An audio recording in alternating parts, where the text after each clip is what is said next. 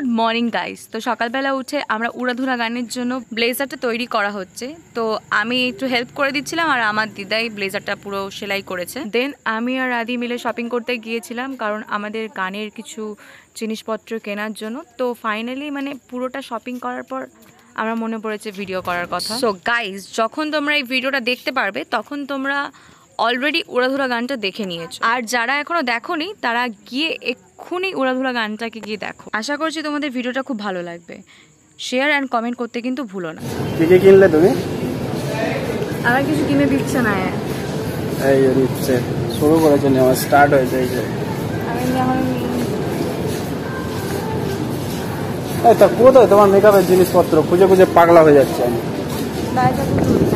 আর কিছু নেই? আর nail polish নেবে না? খুব বোরিং কাজে এসছি আমি।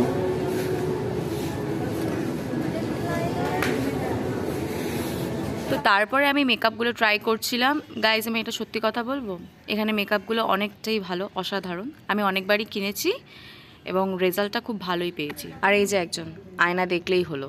একটা কথা, সবার বয়ফ্রেন্ডরা মলে নিয়ে এসে বলে যে তোমাকে এরকম 10 সেকেন্ড টাইম দিলাম বা 5-10 মিনিট টাইম দিলাম। তুমি আমাকে দাও আজকে। না তুমি দাও। তুই আমাকে টাইম দাও। তুমি দেখে দেখে 10 সেকেন্ডে 10 লাখ টাকা জিনিস হাত দিয়ে দেবে। তারপরে গেল বিলিং কাউন্টারে বিলটা করতে। তারপর মল থেকে বেরিয়ে আমার খুব আইসক্রিম খেতে ইচ্ছা করছিল। তো আমি গিয়েছিলাম একটা স্ট্রিক্ট শপে, সেখানে সুন্দর সুন্দর আইসক্রিম পাওয়া যাচ্ছিলো। তো আমি নিয়েছিলাম হচ্ছে আই থিঙ্ক ব্লুবেরি। আইসক্রিমটা খেতে অসাধারণ ছিল। তো তোমাদেরকে আবারও বলছি যে তোমরা চ্যানেলে গিয়ে উড়াধুরা গানটা কিন্তু অবশ্যই দেখে আসো, আর কমেন্ট করতে কিন্তু তোমরা কেউই ভুলো না। সো গাইস, আজকের জন্য এইটুকানি। নেক্সট ব্লগে আবার তোমাদের সাথে দেখা হচ্ছে। তোমরা সবাই খুব ভালো থেকো, সুস্থ থেকো।